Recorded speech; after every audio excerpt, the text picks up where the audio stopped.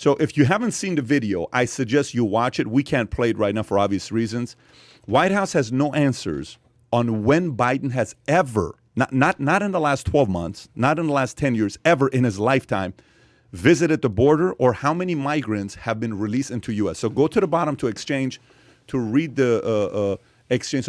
So Fox News correspondent Peter Doocy, press White House press secretary, pressed White House press secretary Jen Psaki on whether Biden has ever in his life been to the southern border, saying, "I've been looking all morning, and we cannot find any records of him at visiting the border as president, vice president, senator, or even as a concerned citizen.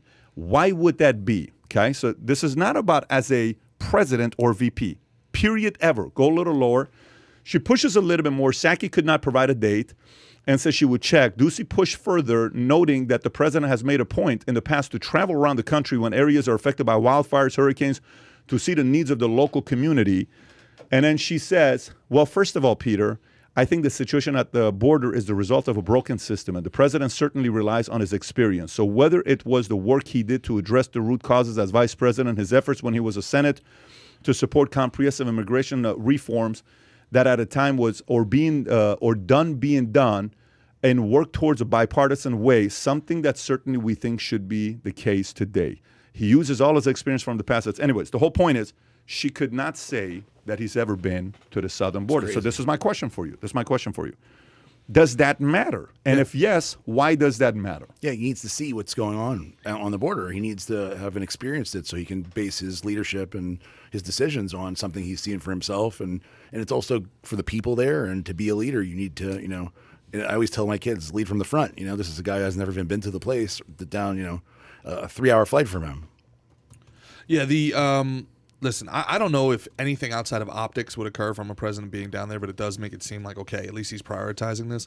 The rhetoric that we get from the White House out of this stuff, I mean, it's amazing how, law-abiding Americans, they got no problem yelling at us and telling us our patience is wearing thin, with people that just want to be left alone.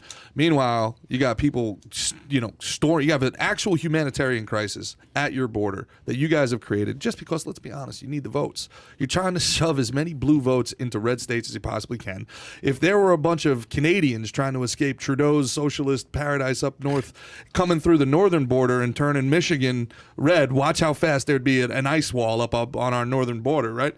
But listen, and also to that point, if I'm correct, I think as many as 25% of all votes in the recount were from people born outside of the United States of America in California. So the strategy is working.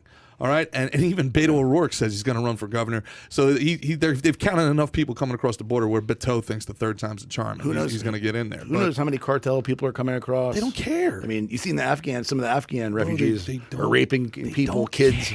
They care about power and power alone. I verified the story with the gentleman yesterday, and I said, is child marriage taking place right now? He says, absolutely. Yeah, it's horrible. He said mothers are being threatened for their lives because they have no food, they have nothing. They're exchanging their 10-year-old daughters to other Taliban men in exchange for food and freedom. We did that.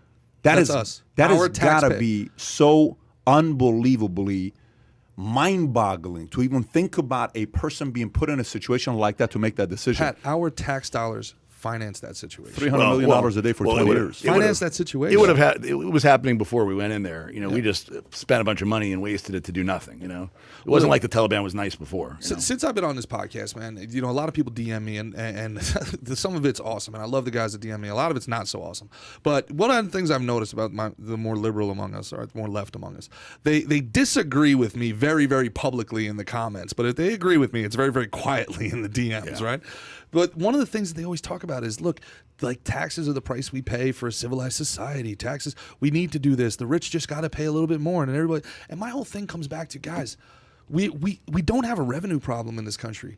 There's $4 trillion just in federal income tax. That doesn't take into account state income tax. That doesn't take into account any of the soft taxes that you can't pay. It doesn't take into account tickets. It doesn't take into account tolls. We do not have a revenue problem in this country. $4 trillion, we're still running 128% deficit against GDP. You think they're going to run the country better on $7 trillion than they did on $4?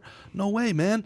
So one of the things that they have to do now, if you're listening to this and if you're on the left side of the aisle, and we're missing Soy Man today, but you need to now prove to the rest of us that if you get more money, because the government's asking to double its budget right now, and they're asking not just for the money that we're making right now, they're going after future earnings, all right, and they're going after our past with inflation. They're going after our future with investment income, and they're going after our past. They're going to take it all. You have to show us that this money buys something other than death and destruction. This is what it buys. You need to show us that it doesn't, that the money is going to something other than lobby firms, man. You have to show us that it's going to something other than defense contractors. $21 trillion? $2 trillion. Well, no. I'm saying in Afghanistan, was it 21 trillion total? $2 trillion. $2 trillion. So $2 trillion. $300 million a day for is $2 to $3 trillion. $2 to $3 trillion, and I think that might have been what it is. Out of $3 trillion, I don't want to give the stat incorrectly. Somebody got to look it up, but I think it was out of $3 trillion, 2.8 trillion went to defense contractors. Yeah, I don't know that figure right there to verify it. But going back to the question about Biden never been to the southern border, when Lester Holter pushed Kamala in June about the fact that you've never been to the border. And she says, what's the big deal? I've never been to Italy. I've never been to Europe. What does that have to do with anything? That was her after her laugh. After her laugh. Yeah. So the question then becomes, in a situation like this, okay, do you think Obama would have been at the border right now if he was president? Do you think Obama would have visited? He understands optics better than I actually think Obama would have visited. You think Bill Clinton would have visited? Yeah. You think Hillary would have visited? Yeah. We know Trump would have visited. Yeah. You think Bush would have visited? We know what Bush did with 9/11. He went right there. Yeah. This isn't, by the way, this is not a Republican or Democratic thing. Why the hell are you not visiting? This is not a Republican or Democratic thing. You just made an actually really great point about Kamala Harris. Like, that is also another reason against this kind of global government globalization. Like, out of sight, out of mind. If this wasn't a federal problem, if it wasn't the federal border, the Texans would take care of the border. The Texans that live at that area would handle the border fine. Locally, they would take care of it. Yeah. The fact that it's a federalization, somebody that works in D.C.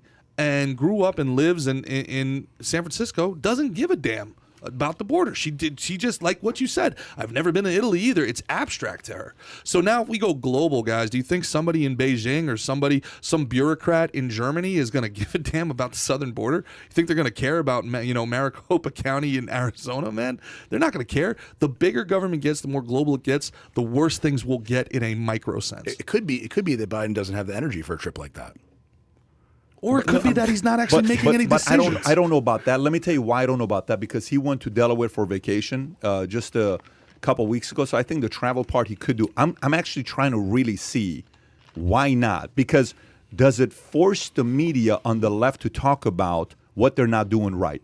Let me give you an idea where I'm going with this. I watched a Jake Tapper interview the other day with Blinken.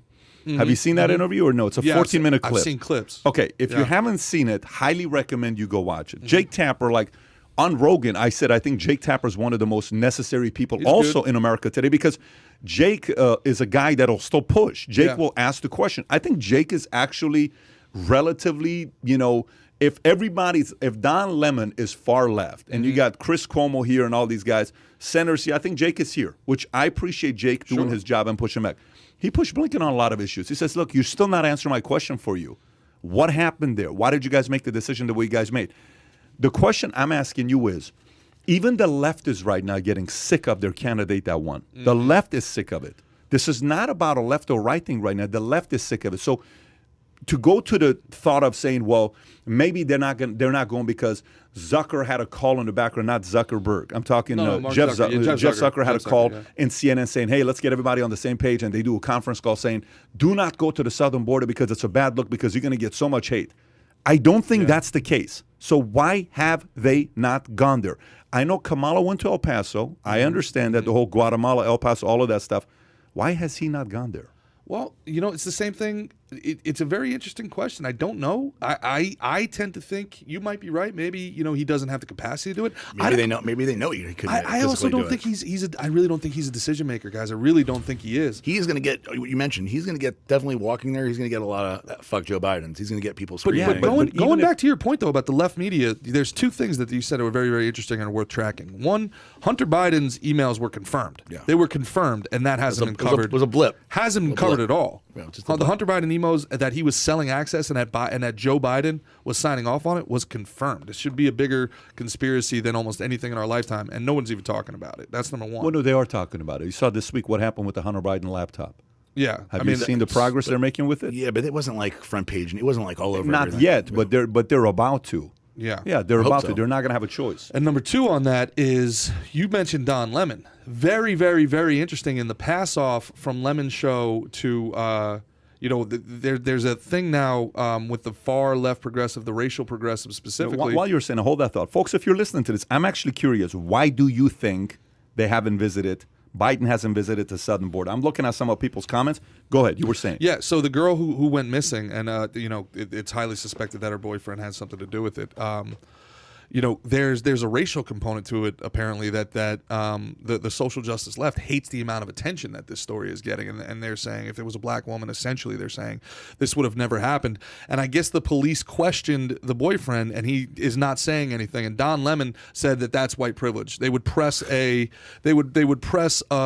black kid until they said something. And Chris Cuomo, my mind almost exploded. Yeah. Chris Cuomo says, absolutely not. It's your right not to speak. And then he actually pushed back against it, and I was like, "Whoa! Did Chris Cuomo just disagree with Don Chris Lemon?" Cuomo said it doesn't matter if you're white or black; they'll do it. He says yes, but poor. And then Don corrected himself. Don Lemon pivoted. Went from black. He said poor white and black people. He says, "You think if I wasn't Don Lemon, if I was a," he says, "but poor." So he changed his position. Very so I saw Chris pushing him back. I think you shared that with me yesterday. Yeah, very interesting. I was like, if the left is starting to push back against the left, that is good progress because we gotta, like you said. The center is where it is, right? We talk about I'm a prescriber of the horseshoe theory. We talk about it a little bit. Like we think about left and right in this country. Like the furthest thing away from a Nazi is to be a communist. So therefore a commie's good. That's the whole Antifa thing.